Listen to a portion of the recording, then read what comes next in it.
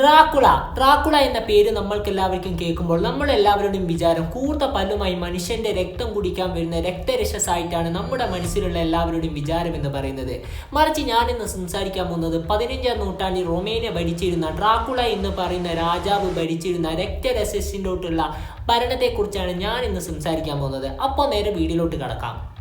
15ാം നൂറ്റാണ്ടിൽ റൊമേനിയ ഭരിച്ചിരുന്ന ബ്ലാഗ് രണ്ടാമൻ എന്ന് പറയുന്ന രാജാവ് ഓട്ടോ ഡ്രാഗൻസ് എന്ന് പറയുന്ന ഒരു സീക്രട്ട് അസോസിയേഷനിലെ മെമ്പർ ആയിരുന്നു. അതൊക്കെ കൊണ്ട് തന്നെ ഡ്രാഗൻസ് എന്ന പേരിന് സമവായം കൊണ്ട് തന്നെ ഇദ്ദേഹത്തിന്റെ പേരിന്റെ അവസാനം ഡ്രാക്കുള എന്ന പേരും കൂടി ആഡ് ചെയ്യുകയാണ്.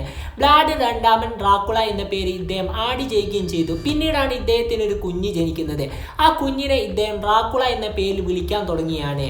ഈ രാജ്യം നോക്കുകയാണെങ്കിൽ ഹംഗറിയുടെയും അതുപോലെ തന്നെ ഒട്ടോമൻ സാമ്രാജ്യത്തിന് ഇടയിൽ സ്ഥിതി ചെയ്യുന്ന രാജ്യമായതുകൊണ്ട് തന്നെ രാജ്യത്തിന് വേണ്ടിയുള്ള പിടിപാട് കൊണ്ട് തന്നെ ഈ രണ്ട് രാജ്യങ്ങളും തമ്മിൽ ഈ റൊമേനിയ എന്ന് പറയുന്ന രാജ്യത്തിന് വേണ്ടി യുദ്ധങ്ങൾ നടത്താറ് പതിവായിരുന്നു. അന്നത്തെ കാലങ്ങളിൽ യുദ്ധം പതിവായിക്കൊണ്ടിരിക്കുകയായിരുന്നു. അങ്ങനെ ഇരിക്കെ ഒട്ടോമൻ സാമ്രാജ്യം ഇത്തരത്തിൽ തന്നെ യുദ്ധവും കാര്യങ്ങളൊന്നും വേണ്ട എന്ന് പറഞ്ഞുകൊണ്ട് തന്നെ ഇദ്ദേഹത്തിനും അതുപോലെ തന്നെ ഇദ്ദേഹത്തിന്റെ മകനായ ഡ്രാക്കുളയും വിളിച്ചു കൊണ്ടുപോവുകയാണ് ഒരു അത്തായത്തിന് വേണ്ടിയിട്ട്. അവിടെ വെച്ചിട്ട് മകനായ ഡ്രാക്കുളയെ ഇവർ പിടിച്ചു വെക്കുകയും പിന്നീട് ഞങ്ങൾ പറയുന്നത് പോലെ തന്നെ ആയിരിക്കണം ഇനി റൊമേനിയയിലെ ഭരണവും കാര്യങ്ങളും എന്ന് പറഞ്ഞുകൊണ്ട് തന്നെ ഭീഷണിപ്പെടുത്തിക്കൊണ്ട് അദ്ദേഹത്തിനെ അവിടെ നിന്ന് പറഞ്ഞേക്കുകയാണ്. പിന്നീട് ഇവർ പറഞ്ഞ പ്രകാരമായിരുന്നു അവിടെ മുഴുവൻ ഇയാൾ ഭരണം നടത്തിക്കൊണ്ട് വന്നത്. മറിച്ച് ഇപ്പുറത്ത് നോക്കുകയാണെങ്കിൽ ഈ ഡ്രാക്കുള എന്ന് പറയുന്ന കുട്ടി ഇവർക്ക് വേണ്ടി തന്നെ ഭരണം ചെയ്യാൻ വേണ്ടി അവിടെ ഇവനിക്ക് വേണ്ടിയുള്ള മോട്ടിവേഷനും അതുപോലെ തന്നെ ക്ലാസും കാര്യങ്ങളുമായിരുന്നു ഇവർ കൊടുത്തിട്ടുണ്ടായിരുന്നത്. വർഷങ്ങൾ മുന്നോട്ട് പോവുകയാണ്. ഡ്രാക്കുള എന്ന് പറയുന്ന ഈ കുഞ്ഞിന് 18 വയസ്സാവുകയും ചെയ്തു. ബ്ലാഗ് രണ്ടാമൻ ഡ്രാക്കുളയുടെ സഹയാത്രികൾ തന്നെ ഇദ്ദേഹത്തിനെ കൊന്നുകളയാണ്. മറിച്ച് ഇദ്ദേഹത്തിന് ട്രെയിനിങ്ങും കാര്യങ്ങളും കൊടുത്തത് കൊണ്ട് തന്നെ ഡ്രാക്കുളയെ പിന്നീട് ആ രാജ്യത്തിന്റെ രാജാവായി പ്രഖ്യാപിക്കുകയും ചെയ്തു. അതുമാത്രമല്ല പിന്നീട് ആ രാജ്യം മുഴുവനും ഇദ്ദേഹമായിരുന്നു നോക്കി വന്നിട്ടുണ്ടായിരുന്നത്. ഇദ്ദേഹം ഈ ഒട്ടോമൻ സാമ്രാജ്യം ഇദ്ദേഹത്തിനെ പിടിച്ചു വെച്ചത് കൊണ്ട് തന്നെ ഇത്രയും കാലം ആ സമുദായത്തോട് ഇദ്ദേഹത്തിന് ദേഷ്യവും കാര്യങ്ങളൊക്കെ തന്നെയായിരുന്നു. ഇതൊക്കെ കൊണ്ട് തന്നെ ഭരണത്തിലെത്തി ഇദ്ദേഹം ആദ്യമായി പ്രഖ്യാപിച്ച കാര്യം എന്ന് പറയുന്നത് ഇനി ഇതൊരു സ്വതന്ത്ര രാജ്യമായിരിക്കും, ഇനി ആരും പറയുന്ന രീതിയിൽ ഇത് ഭരണം നടത്തില്ല, ഞങ്ങളുടെ ഇഷ്ടത്തിനായിരിക്കും ഭരണം നടത്തുക എന്ന രീതിയിലുള്ള കാര്യങ്ങളൊക്കെ ആയിരുന്നു ഇദ്ദേഹം പറഞ്ഞിട്ടുണ്ടായിരുന്നത്. പിന്നീട് അവിടെയുള്ള ആളുകളെല്ലാം വിളിച്ചുകൊണ്ട് തന്നെ വലിയ കൂർത്ത കമ്പുകൾ കൊണ്ടുപോയിട്ട് ഇദ്ദേഹത്തിന്റെ രാജ്യാതിർത്തിയിൽ കൊണ്ടുപോയി കുത്തിവെക്കുകയാണ്. പിന്നീട് ഇദ്ദേഹത്തിന്റെ അച്ഛന്റെ സഹയാത്രികളോടെല്ലാം പോയി പറയണേ ഇനി നമ്മളൊന്നും യാതൊരു തരത്തിലുള്ള പ്രശ്നങ്ങളും കാര്യങ്ങളും വേണ്ട, ഇനി നമ്മൾക്ക് എല്ലാവർക്കും നിങ്ങൾ പറയുന്ന പോലെ എന്താന്ന് വെച്ചാൽ അതുപോലെ തന്നെ നമുക്ക് മുന്നോട്ട് നീങ്ങി പോവാം എന്ന് പറയുകയാണ്. മറിച്ച് ഈ ഡ്രാക്കുളയുടെ മനസ്സിൽ വേറെ കാര്യങ്ങളൊക്കെ തന്നെയായിരുന്നു. അച്ഛൻ്റെ ആ സഹയാത്രികളായിട്ട് അച്ഛനെ കൊന്ന ആളുകളെല്ലാം വിചാരിച്ചത് നമ്മളെല്ലാവരുടെയും പ്രശ്നങ്ങൾ കഴിഞ്ഞു, ഇനി നമ്മൾ പറയുന്നോട്ടായിരിക്കും ഇവിടെ നടക്കുക എന്നായിരുന്നു. അത്തായത്തിന് വേണ്ടി 100 കണക്കിന് ജനങ്ങളായിരുന്നു വന്നത്. ഈ 100 വരുന്ന ജനങ്ങളിൽ ഈ ഡ്രാക്കുള എന്ന് പറയുന്ന ഇവൻ കളയുകയാണ് ചെയ്തത്. അന്നേ ദിവസം അവരെ അവസാന ദിവസമായിരുന്നു. പിന്നീട് രാജ്യാതിർത്തിയിൽ കുത്തിവെച്ച കോലിൻ്റെ അകത്ത് അവരുടെ തല ഇവർ കുത്തിവെക്കുന്ന ഒരു കാഴ്ചയായിരുന്നു പിന്നീട് കാണാൻ കഴിഞ്ഞത്. ബാക്കിയുള്ള രാജ്യങ്ങളെല്ലാം ഇത് കണ്ടുകൊണ്ട് തന്നെ തങ്ങളുടെ രാജ്യത്തോട്ട് വരാൻ ഭയക്കണം എന്ന രീതിയിലുള്ള കാര്യങ്ങൾ തന്നെയായിരുന്നു ഈ ഡ്രാക്കുള എന്ന് പറയുന്ന ഈ രാജാവ് ചെയ്തു വന്നിട്ടുണ്ടായിരുന്നത്. അതുമാത്രമല്ല ഇത്തരത്തിൽ തന്നെ കുത്തിവെച്ചതിൽ നിന്ന് വരുന്ന രക്തം ഇദ്ദേഹം കുടിക്കാറുണ്ട് എന്ന രീതിയിലുള്ള കാര്യം കൂടി അവിടെ പ്രചരിക്കാൻ വേണ്ടി തുടങ്ങുകയാണ്. അത്തരത്തിൽ തന്നെ ഇദ്ദേഹം ഒരു രക്തരക്ഷസാണ് എന്ന രീതിയിലുള്ള കാര്യം കൂടിയിട്ട് അവിടെയുള്ള ആളുകൾ ഇങ്ങനെ പറഞ്ഞ് പ്രചരിപ്പിക്കാനും തുടങ്ങി.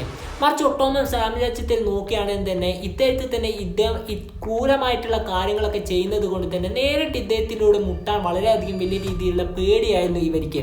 അതൊക്കെ കൊണ്ട് തന്നെ പിന്നീട് ഇത് വർഷങ്ങളോളം മുന്നോട്ട് പോവുകയും പിന്നീട് ഡ്രാക്കുള എന്ന് പറയുന്ന ഈ രാജാവ് പിന്നീട് ഒട്ടോമൻ സാമ്രാജ്യത്തിന് വളരെയധികം വലിയ രീതിയിലുള്ള തലവേദന ആവുന്ന ഒരു കാഴ്ചയായിരുന്നു പിന്നീട് കാണാൻ കഴിഞ്ഞത്. ഇതൊക്കെ കൊണ്ട് തന്നെ ഒട്ടോമൻ സാമ്രാജ്യം നേരിട്ട് യുദ്ധം ചെയ്യാമെന്ന് പറഞ്ഞുകൊണ്ട് തന്നെ 20,000 വരുന്ന സൈന്യത്തെ കൂട്ടിക്കൊണ്ട് യുദ്ധം ചെയ്യാൻ വേണ്ടി പോവുകയാണ്.